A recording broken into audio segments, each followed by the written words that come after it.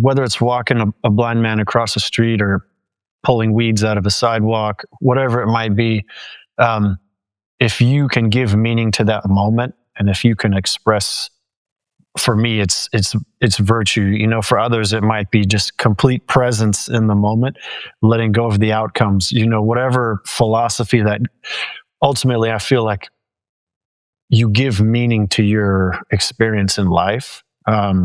And service to others is transcendent meaning. So walking that man across the street, like, it feels good for us, but the ripple effect that has, and like, you know, how you display that human act of service, like other people, you know, that guy that was like, yeah, man, that's awesome. He probably walked home and maybe he helped someone else, you know, because you had an example to follow. Or maybe he was like, well, you know, Fox and CNN got it wrong. There are good people in the world. Well, welcome everybody back to the Sean Trey Show. I've got an awesome guest with me today. Would you like to tell people who you are and a little bit about what you do? Yeah, no problem. My name's Kevin Stark. Thanks for having me. For sure, man. I was in the military for 22 years. I was a Navy SEAL, retired about 6 years ago. And then since then, I've been doing men's retreats, leadership consulting, coaching, and most importantly, being a husband and a father to 3 awesome kids. That's awesome, man. I do what I do. I create my podcast because I've got a little 10-year-old that when she came along, man, it changed everything. It changed everything. And like, literally, I started this podcast. I started all of my podcasts with the idea that maybe I could create some content that she could eventually look back and go, you know, my dad had some good ideas. He had some cool things to say. And even if she didn't, maybe someone else could watch it. And I just kind of am part of making the world a little bit of a better place by spreading some positivity and spreading some, we need more of that. We need people who can, you know, make this world a better place, you know? Yeah, I totally agree, man. You can either, it's funny, you can either look at the state of the world and run to the hills and build a bunker, or you can say, well, how can I make a little bit of a difference in my own little, you know, scope of the world? And for me, it's 100%. But I've been tempted to run to the mountains too and just be like, this is nuts. But oh man, yeah, you got to pitch in somehow. I'm with you. I was like, I have like, I work hard. I have a media company, but at the same time, I told my daughter, like, I've got this one dream, and it sounds, other people will think I'm crazy, but like, there's a couple things. Like, if I could set aside a huge chunk of money, I just would retire from everything, go and like, I want to learn a couple things. First of all, I love leatherworking. I made this wallet for myself. I've made a lot of things. I made my wife a purse. I made my daughter and we made a wallet together. I just love working with leather. And the other thing I really like is like, I love just being able to kind of work with my hands and stuff like that. But one of the things that I would love to do is to learn to be a farrier, to do the horse hoofs. There's this school up in Idaho that they teach that stuff, man. And I was just like, that's rad. That's so rad. But right now, it's not where I'm at. But I wanted to ask you something because, you know, you've gone through a lot of journeys. Like, you spent years in the SEAL teams, you know, where performance under pressure is like life or death. But like, are there lessons that come from that turned out to be like relevant, like lessons that you learned in the SEAL teams that became relevant for leaders and parents and things, you know? Yeah. I think probably one of the biggest one was actually one of them that I learned after the military. I think you get really good when you go through a tough, you know, selection process, you know, and it could be anything. It could be people that are, you know, they finish college and they go to a new job and it's like really tough in the beginning and they're learning. You know, we see this a lot in people with like police, fire, you know, healthcare, the residency, medical school. Like, it's really hard and you kind of survive, right? You get through it by what I would say is like enduring something tough. You're just like, hey, I'm just going to stay here and take the weight and just keep going, keep moving forward. So you become really good at that in the military, just by nature of, the selection courses and the training. So that serves you well at times. And I think what I learned is like, that's what I always did though. Like I would always just, how can I last a little bit longer? Like, how can I be just a little bit tougher?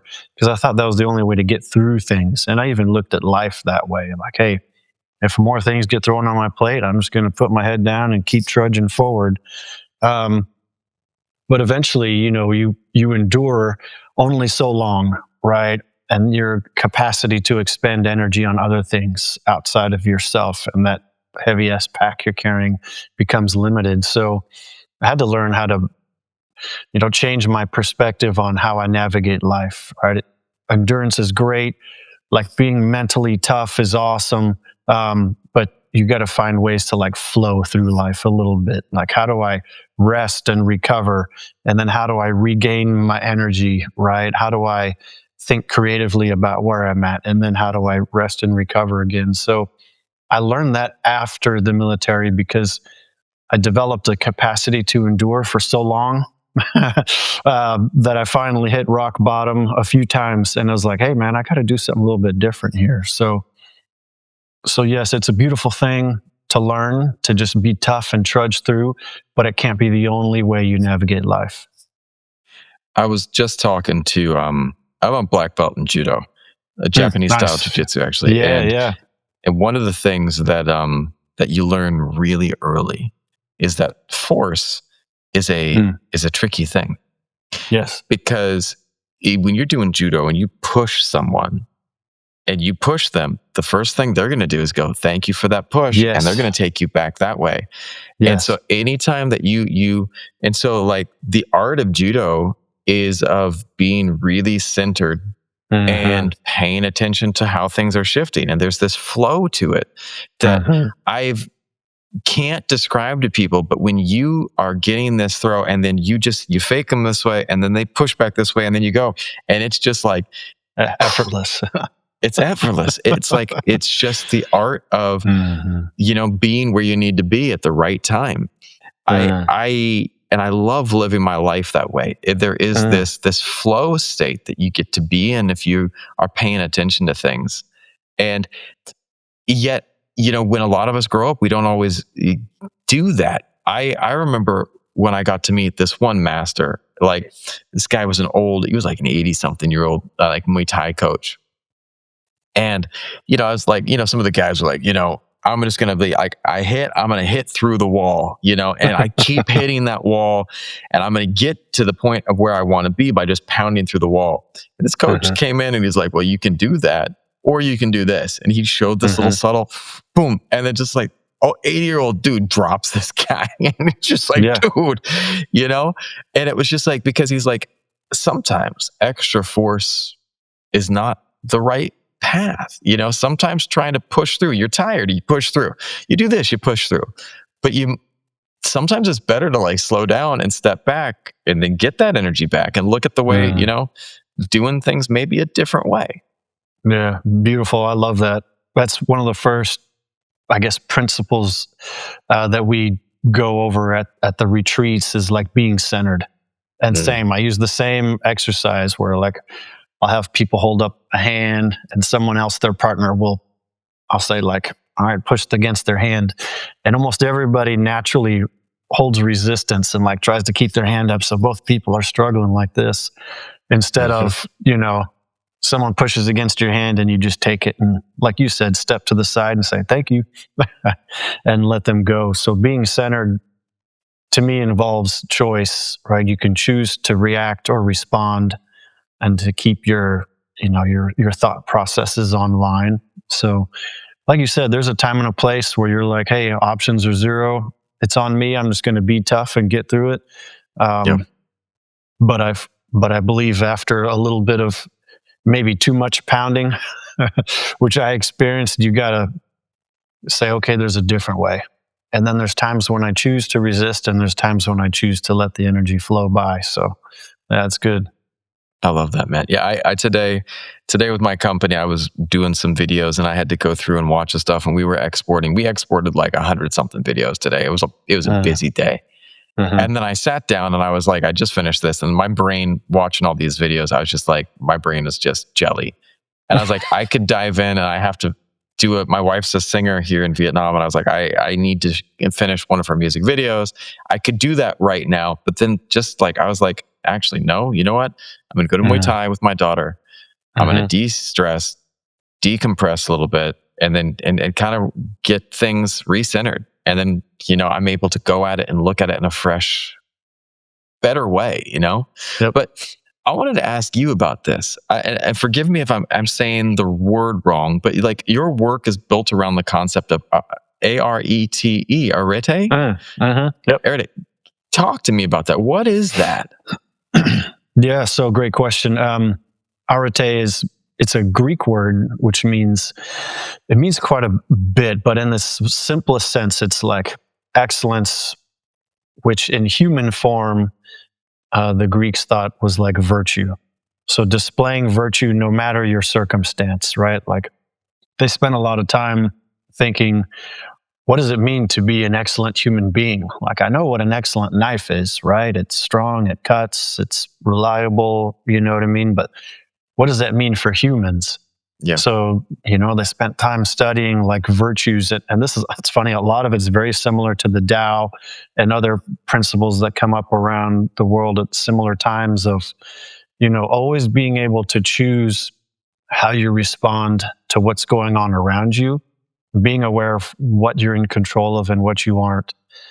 And then within that choice, deciding to display virtue.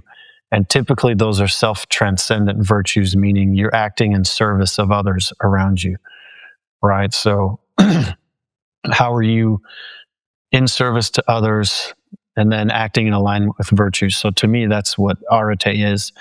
So I help people identify what is truly meaningful in their lives, what is important for their life right now. And then build a personal statement around that. We call it an ethos. So you build a personal statement, you identify your values, and then we give them tools like staying centered, breath work, right? Meditation, cold exposure, all of these tools that help you stay on that path of excellence. So that's it in a nutshell. I love that. It's interesting because what you were bringing up is we all have different ways to like interact with the world. But the idea of having that virtue and that intentional choice, for me, I've always wanted to be like the sheepdog, and I love to be kind of a person who watches over and helps. And, and I think that for me, it gives me a lot of meaning. And my daughter is always like, why do you always get involved with things that you don't need to? And I said, because maybe no one else will, Yes.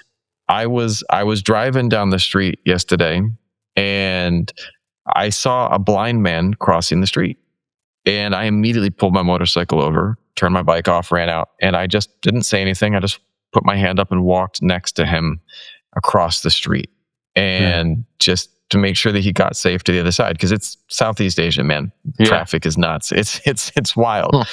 And I just wanted to make sure that guy got across. And what was interesting was that when I did that, there were 3 people who looked up at me and just said, yes, yes. And I said right there, and my daughter was with me, and she saw that, and she's like, why did you do that? And I said, because no one else would. But I planted a seed in that moment in those other people who saw what I did. That guy who looked at me and said, yes, that was something that can be changing. And it was that intentionality of that moment and living a life of virtue in that moment. And I'm not trying to float my own boat, but I did something that I would hope someone would do for me. And I believe that if we can start being that way, like you have these little, life is full of like random moments. But if you can try to find ways to define them and try to find your own code of living, then, man, it just gives purpose to that. You're spot on. So no matter what, whether it's walking a blind man across the street or pulling weeds out of a sidewalk, whatever it might be, if you can give meaning to that moment, and if you can express, for me, it's virtue. You know, for others, it might be just complete presence in the moment, letting go of the outcomes. You know, whatever philosophy that ultimately I feel like you give meaning to your experience in life. And service to others is transcendent meaning. So walking that man across the street, like, it feels good for us, but the ripple effect that has, and like, you know, how you display that human act of service, like other people, you know, that guy that was like, yeah, man, that's awesome. He probably walked home and maybe he helped someone else, you know, because you had an example to follow. Or maybe he was like, well, you know, Fox and CNN got it wrong. There are good people in the world. Right, dude. Right. Yeah, man. You can't listen to what everyone's saying. And that's the thing. Like, I got to the point where I've lived all over the world. I've been in countries around the world, and I've traveled all the time. You know, I don't care whether you're in Taiwan or Qatar or London or Ethiopia or wherever. There are good people everywhere. Yeah. There are bad people and there are good people everywhere. But the majority of the people just want to be loved, just want happiness, and they just want good things. And I'm not saying there's not bad people out there. There are bad people out there, and we've got people that handle bad people. But the majority of the people just want joy, you know? And I think but they need guidance, and they need 100%. people that are willing to step up, that are, you know, got the light on upstairs that can go, I can help. And that doesn't have to be you go some exotic place. It could be just at the store when you're down there smiling at someone and saying, hey, how are you doing today? You know, I find that it was interesting. I always will like, how are you doing today? And when someone sits there and goes, oh, or they say something, I'll like lean in and go, are you okay? You know, you look like you're having a tough day. Or the other day I was at the gas station, and this lady behind me just looked like she was stressed. So I was pulling up, and I gave the guy some extra money, and I said, this is for her behind me. It should be enough to fill up her tank. And I'm just going to leave that. And then I pulled out, and I just left. And my daughter and I started driving away. And when the guy said that to her, and and he started filling up her tank, and we were just pulling out, and she looked over and she said, you know, gave me a little wave, and she started crying. And it's like, man, if you can do little things to help people, to be that light that, you know, we all need. Because, man, I've been there. I remember one day that it was a tough time. I was living in Los Angeles, and try not to get emotional. I didn't have much at that time, man. I was like in a tough place. Luckily, my mom came through. Always was the person who came through. Called me up. She said, I just feel like you need something. You know, I'm helping you out. But on one night, I had this tough situation where I was working hard, but I had gotten hit with some tough financial things. I think my car had a problem. And, you know, and that night I just was at the store, and I was like, I didn't know what to get. I didn't have much money. So I was like picking something up for my dog, so my dog puppy could have some food. And then I was going to go out and get something come in a day or two. And some guy was like, just looked over at me. He's like, hey, I want to buy you your meal right now. I don't know why, but I just feel like it's that thing I need to be doing. And she's like, yeah. Well, let me ask you this. That's awesome. Right? A lot of high performers know how to push. We were talking about that earlier, right? But it got me thinking, but not everyone knows how to stay grounded. Like, what are some early warning signs that someone is winning externally, but might be losing ground inside, man? Yeah, there's things that I hear people say in coaching, and you might feel like some people will say, I feel like a cog in a machine. Right. I heard that. And yeah, I use that language quite a bit, like the machine. Not to get too Orwellian, but you can definitely plug into the machine, and it keeps going. And or people will say, I feel like I'm grinding it out, right? So that they'll use words like that. Or I feel like I'm in a rut. Or people might say, is this it? Right? Like, gosh, I'm busting my ass. I'm killing myself. I got, stuff, but like, is this it? Is this like the point of everything? And I think those aren't bad things. I feel like those are subtle ways of awakening, like the seeds of awakening, the catalysts of people saying, okay, I need to try a different path, or these external things aren't moving the needle for me. And that's when people look for ways to experience, like I call, like the wisdom within. Like what is that soul telling you, or what is that soul saying, like, hey, like pay attention here. So I think when people have those sensations, or they say those things, those are good. Those are good. It's like, hey, you've reached that point on the ocean where there's no wind. So you need to start paddling yourself and stop like being subject to the outside forces, So those are a lot of the things I hear and people experience when they're starting to feel like, hey, the grind is just like, I'm done with it. It led me. Maybe I have like material things, but gosh, I'm empty. Right. I'm reminded, Joe Rogan had a quote that he pulled out, but actually the quote goes back even further to Henry David Thoreau. And it's something that it's always sits with me. The mass of men lead lives of quiet desperation and go to the grave with the song still in them. And like, what does it mean? It means like, it kind of reflects that like most people settle for unfulfilling, mundane things, focused on just getting by rather than pursuing something that brings them to life, that pursuing something that could. And it doesn't mean like I'm not one of those hustle like worshipers. Like, dude, maybe it's that you want to open up your own like bakery. Like you want to be making sourdough bread and sharing the love that you have for sourdough. Like, dude, do that. Like, let it be your thing if that's what it is. But like, it's people feel trapped. And the anxiety builds up, and then they feel lost at the same time. So it's like, yeah, man, find your thing. Yeah, I feel like authenticity is a joy and happiness, right? Authenticity is when you shed the give a damn. And I think the biggest obstacle we have is usually fear, shame, guilt, self-doubt, all of those mental, obstacles to just being your true, authentic, divine self. And I feel like the machine, so to speak, gets that. So it propagates fear and comparison and self-doubt, right? So we stay off that authentic path, because when we're authentic, we don't need any of that noise.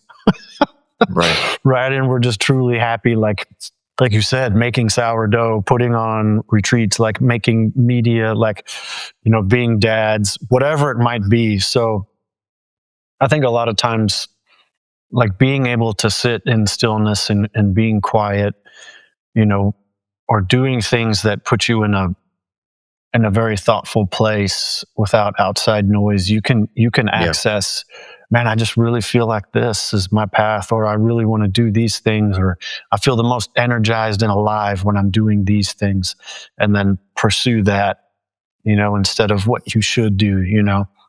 There's a great book called Top Regrets of the Dying that I usually bring up during coaching or presentations or whatever. And this was a hospice nurse named Bronnie Ware. And she said, there was 5 regrets that she would hear people talk about when she was like helping them transition to death. And she said, by far the top regret was, I wish I would have lived a life true to myself instead of doing what other people like expected me to do. And once again, that authenticity thing bubbles to the top, because I feel like inside a lot of times we know what we want to do or what's right, like helping the blind person cross the road. Chances are the other 3 people are like, gosh, I should help that person. But maybe fear or some kind of lack of courage prevent them from doing it. So, yeah. Right. I know that when I was founding the company that I'm now running, that it's growing. It's not easy. It's growing though, but I feel fulfilled and I feel like I'm doing the right thing. Before I left my last job to found my company, I sat down with my boss, and he's not a bad guy. I actually think he's a nice guy. But when I sat down, I think he spoke from the fear that he had in his space. And he was like, are you sure you want to do this? And I said, what do you mean, man? And he's like, most people fail. And I was just like, I was, wow, that's an interesting thing to say to someone. But like, one of the things is like, we always go in the, what if I fail? What if I fail? What if you learn to, what if you succeed? What if you step into something and so you fail and you learn something and you keep going? I love the that poem. I can't remember the name of it, but it's like, what if you fail and then you keep on going and you learn again? I'm butchering it, but I'll remember it later. But one of the things that I found is that whatever you're doing, you have to be sustainable. And it's nice when you're young and you've got that energy to push through. I remember going to the club, going partying, doing that. But then there was a certain point where it's just like, man, can't keep doing that in your 40s. It's like, but that's the thing is like, I'm 47 and I was out training with the 20-year-old guys today. And they were like, well, how do you like do that? How are you still at that fit at this age? And I'm like, my dad's about your age and he just sits on the couch all day. And I said, well, I've tried to find ways to be sustainable. I try to find ways. It's not just grit, but it's about knowing how to nurture things. Every week I try to go and take care of myself, whether that's, I go hit the gym, but I'm like, maybe I'll do a yoga class, once a month, I'll try to get a massage or something to just learn to be sustainable, because it's not just grit. But I want to ask you, you coach leaders to build sustainable energy, not just grit. Like, what's the difference, and how does someone actually shift from one to the other? Such a good question. One of the great ways that's helped me kind of get that idea, if you will, is like I'll show them like a sine wave of energy, right? And I'll talk about, hey, you pulse through life, right? Think of yourself as pulsing through life, right? You've got you see it countless times, like your heartbeat, right? Your heartbeat pulses through life, like your breath pattern, right? Even your cortisol level rises in the morning, comes down, right? The melatonin like rises in the evening and comes. So all of these things are all tied into like pulsing through life, right?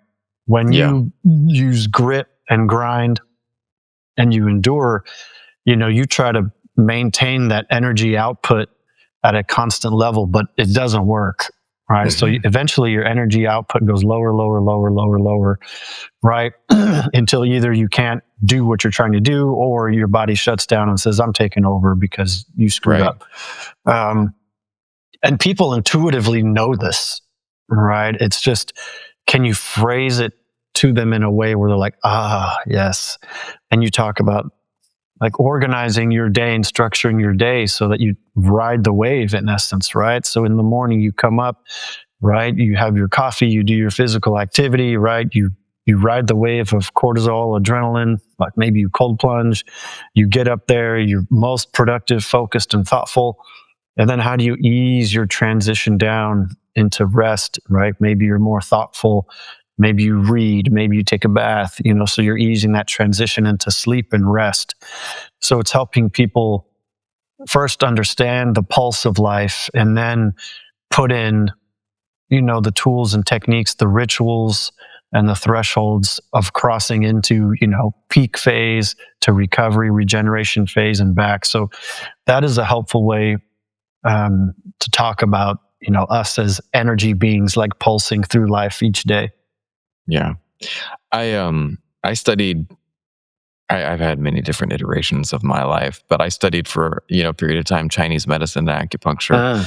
And they studied the flow of the Tai Chi and the flow of yin and yang and the flow of energy. And it's like, life is full of transitions. You're shifting from one space to another. And the only constant is that there's this flow of things. And it's like a rise and fall, just like the ocean. You have that movement. And it's like the masters of us all, the people that are really like mastering life and walking through life, like doing the right way, they find ways to enjoy those transitions and to flow with Yes. them. But for most of us, it's really destabilizing, it's like, for me, I just made a big shift from being a teacher to being a business owner. And like the first part of that was like me pulling my hair out, absolutely overwhelmed, and I'm still stabilizing, but it's nerve-wracking. It pushed me out of my comfort zone in a massive way. But like for you, transition is a big theme of what you talk about from your coaching. Like, especially you had the transition from military to civilian life, which for a lot of my military friends is quite tough, or from founder to CEO, from intense career to fatherhood. What makes transitions so destabilizing for identity, and how can people learn to embrace them? Yeah. So for me personally, when I was in the military, I adopted the identity of Navy SEAL. And that identity was reinforced constantly by my culture, the people around me, like the job that I did, even the environment. So my feedback loops were consistently reinforcing this identity that I created of like, hey, I'm a Navy SEAL. This is how I think. This is how I operate. This is my belief system. And you can be very successful at that, especially in the military, because your standards are very clear. The outcomes, the expectations, all of those are extremely clear. Like there's rarely any guesswork. So if you immerse yourself fully into that, you can be, successful, meaning you can meet the needs of those expectations. And most guys in my community are very successful, like far more than me. Like there's guys that run circles around me. Like I learned very early, it's like, oh, smoke. Like I am like, wow, there's some amazing people here, which was inspiring to me. So I had that structure in the military. And then when I left, it was okay. Now that container's gone. I need to create my own container of expectations, of roles, of where I'm going in life, right? And then became the additional financial side of the house. I mean, in the military, it's like you get a constant paycheck, I had to create that, right, for my family and for myself. I had to see, man, what is my purpose? How do I serve others? Like, what do I have to offer? So that took a lot of soul searching, and man, a few, and a deep familiarity with rock bottom and uncertainty, unknowing, self-doubt. That was a tough period of time for me. But I do believe that I have always had an unfailing belief that things are possible. What I lacked was coming up with the structure and the vision to make that happen. So it just took some time. It took some time to iterate and get after it, and then to finally be vulnerable enough to step into that role and say, like, this is how I'm here to serve others. But it took some time. It was rough, and then like being a dad of 3 kids and wanting to be a present, good father. So throw all of that into the mix. Like, it was tough.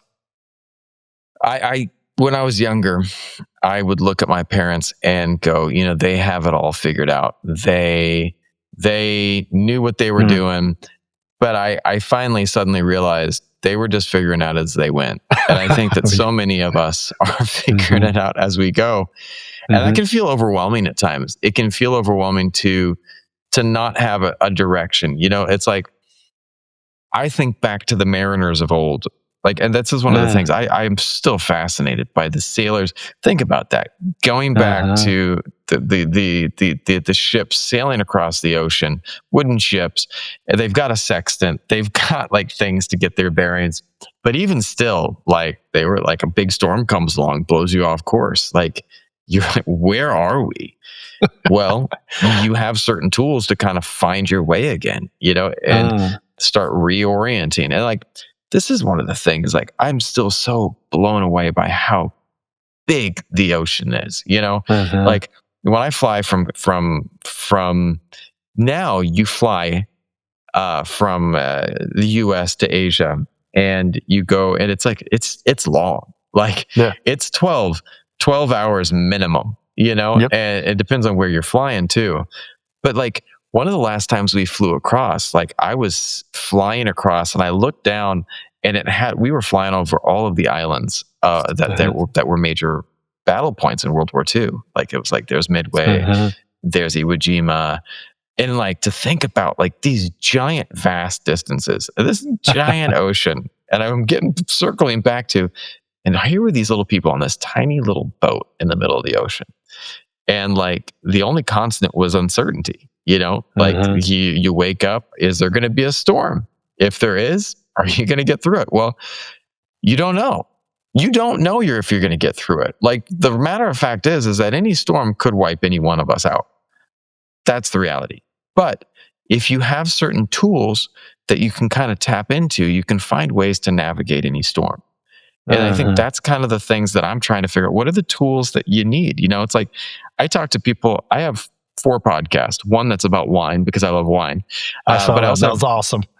One about media. The wine one's probably one of my favorites. One about money. And then this one that's tied to kind of be more lifestyle and such. But the money one is interesting because money is so complicated to people. But the reality is, if you can work through a couple basic tools, money's easy.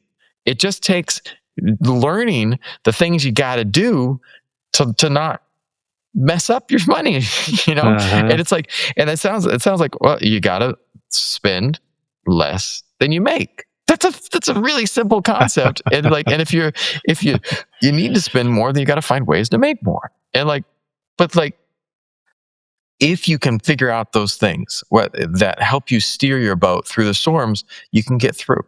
And it might not always be easy, but you can get through. Yeah, I feel like at the root of that uncertainty, I feel like that's a great place for people to look at faith or something deeper to guide them, because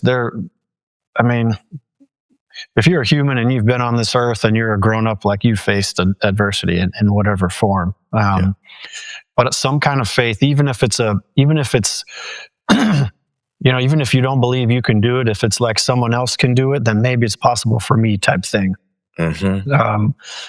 Or a faith in like divine being or whatever you want to say that's outside of yourself, a greater power than you. Like if you can have a deep faith that can take you through any darkness or uncertainty,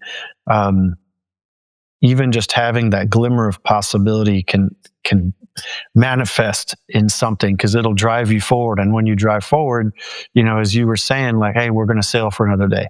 That's when you see land, right? Or, every mountain has a switchback. So like I used to do a ton of climbing, and it would seem like right at the point when you're like, dude, I can't go on, you take a few more steps and you get to a place that levels off, or the trail turns, so something that can just get you to take those few more steps.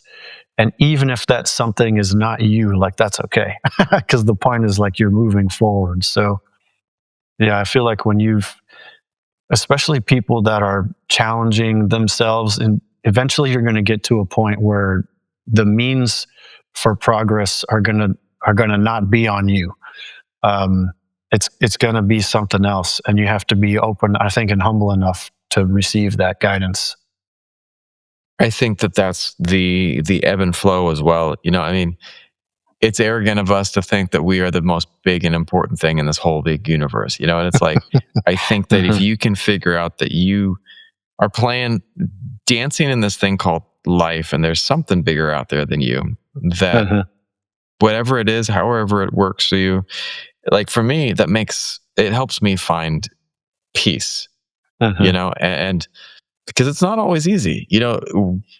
Being a father, I have to look at all of the different things around me every single day that I perceive as a threat. And it gets overwhelming, and so there's a certain point in time where I just have to let go and say, I can do what I can. It's like the serenity prayer, it's like, and I'm a big fan of stoicism, I love the dichotomy of control. Focus on what I can. And then that other side is that grace side. It's just letting go of the rest and having hope or faith that something is watching out for that side, and that I just have to align with that that space and then just keep putting one foot in front of the other, because that's often the hardest part. I want to ask you another question. Like, you work with a lot of different groups, executives, veterans, and mission-driven professionals, but across all those groups, what is the most common struggle that people do not admit out loud? What are people working on that is something that, is common across all those groups?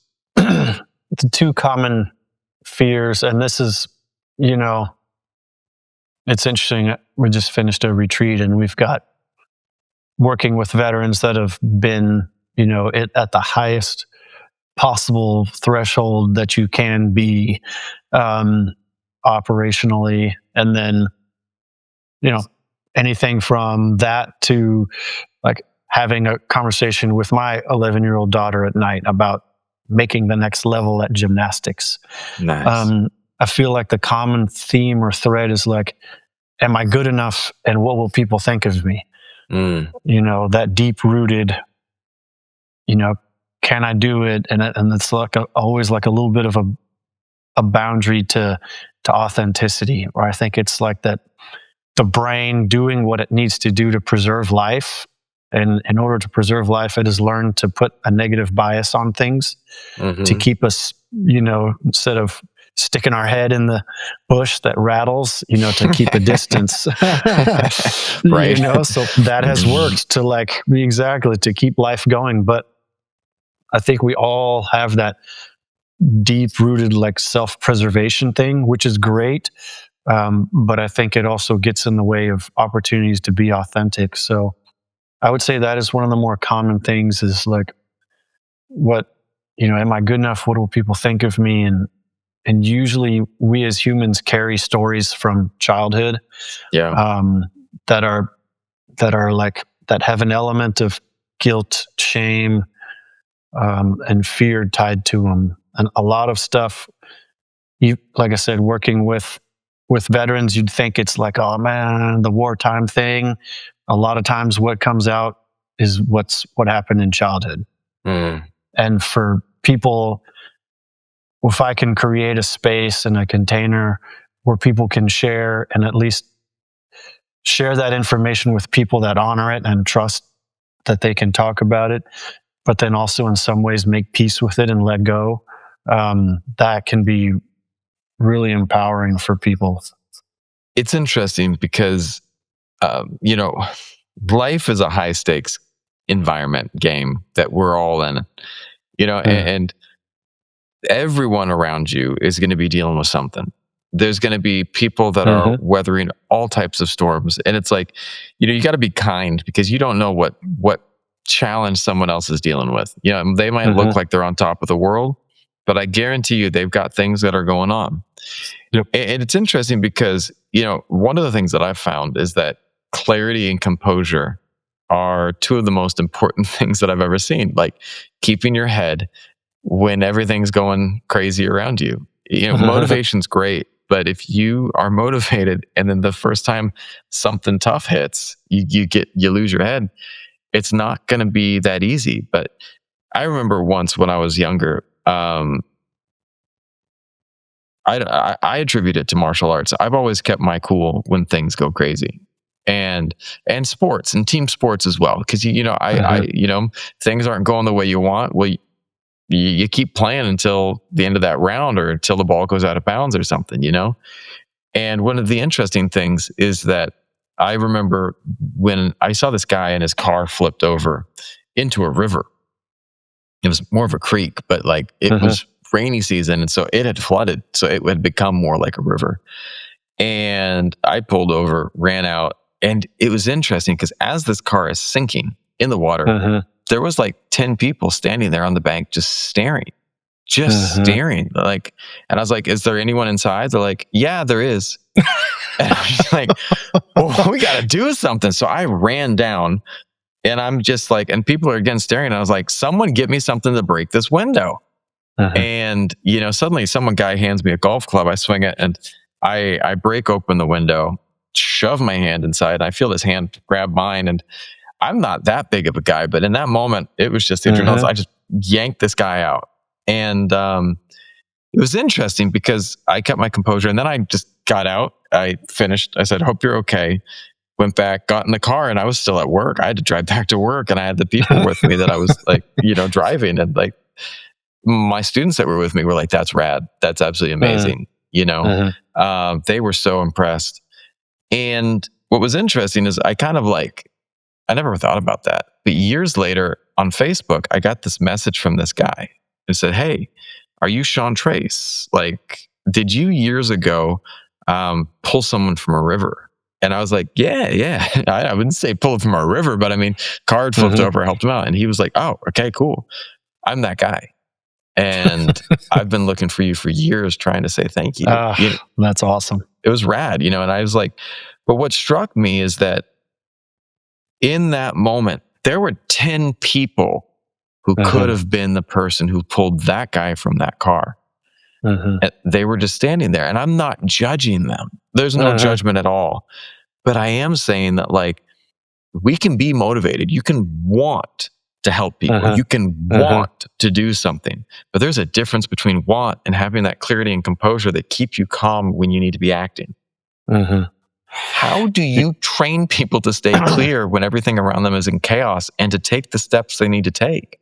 Yeah, it's a good point. It goes back to your thing. Just a quick side note of like being the sheepdog identity. So that identity, when you carry that identity, you view a situation, a stimulus from that perspective. And so it's like, well, a sheepdog helps people. Yeah. Whereas other people might not have that identity. Maybe they're in survival mode and they view that as like, I might drown.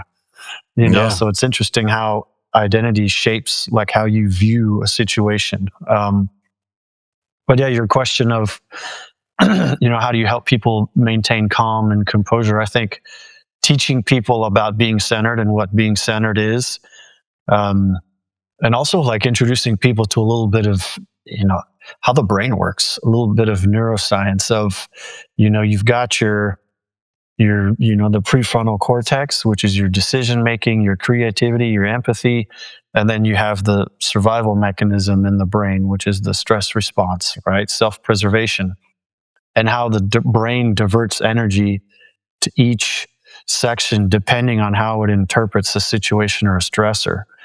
So if you can teach people that mechanism and then give them tools like breath work or calming your state, or before you go into a situation, right, lowering your stress response so you can think more clearly, you'll be more able to interact with that situation with your prefrontal cortex online, right? So a lot of it is beforehand preparing the operating system, if you will, which is us, to encounter a situation.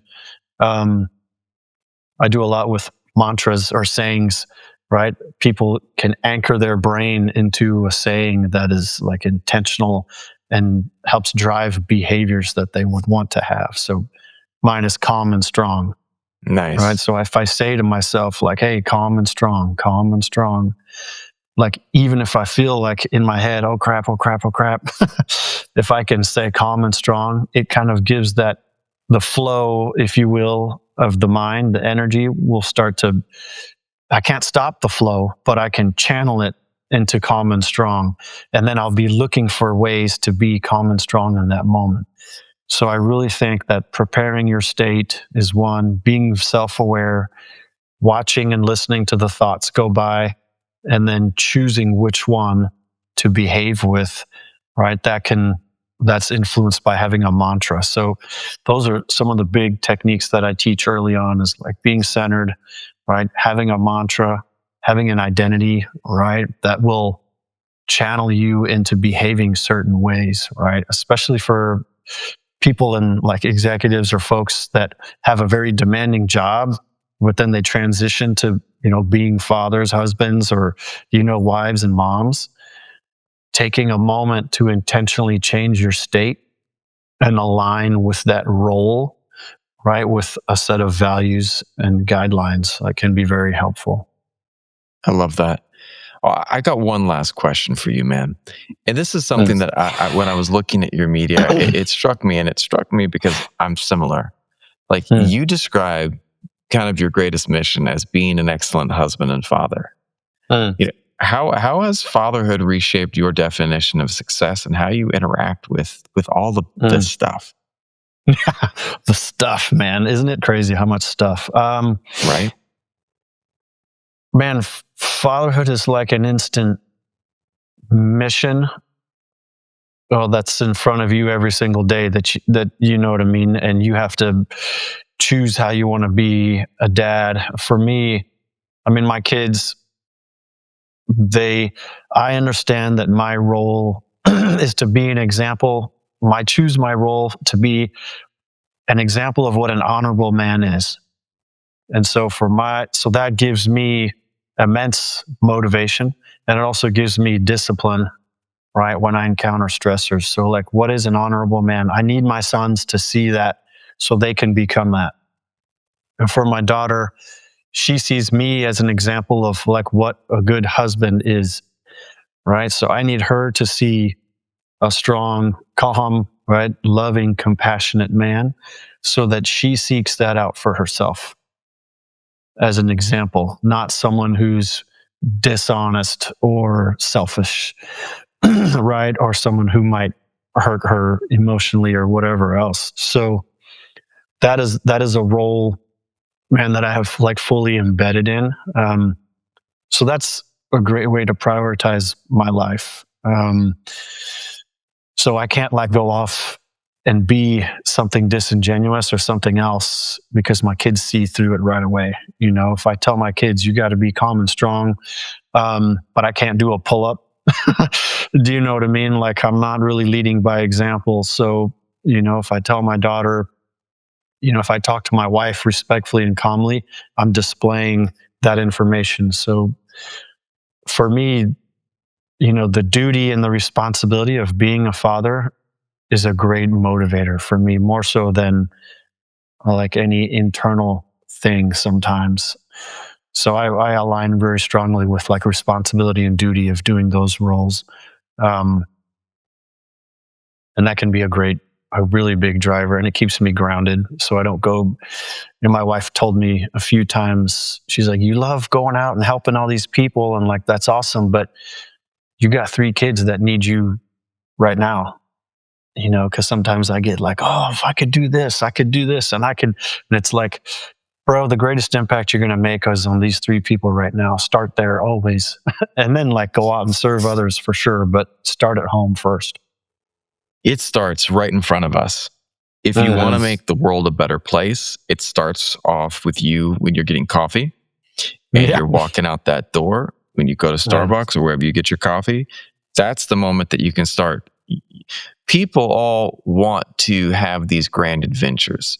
One of the things that fascinates me is that when I watch people who travel and they go to a new place and they're like fascinated by it. When I see people coming to visit Southeast Asia and they see it like it's this fairy tale land. And then the irony is that the people from here go to where they're from and they're just like, this is amazing.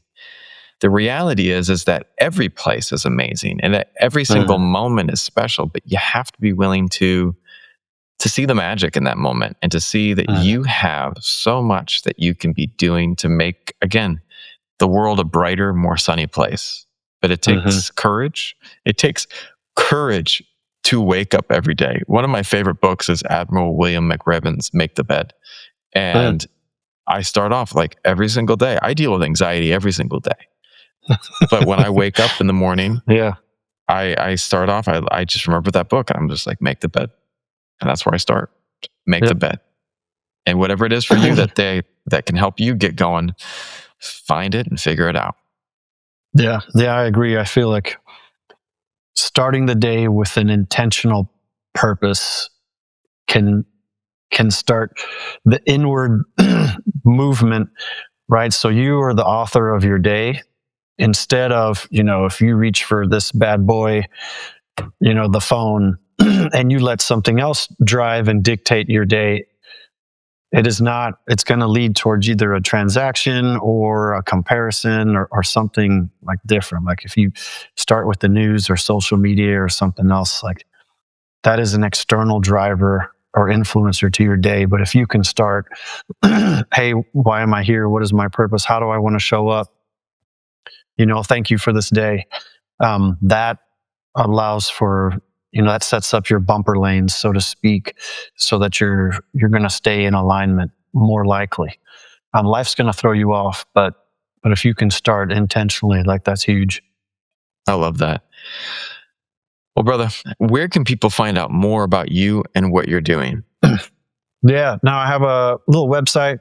It's aretepath.com, ARETE path.com.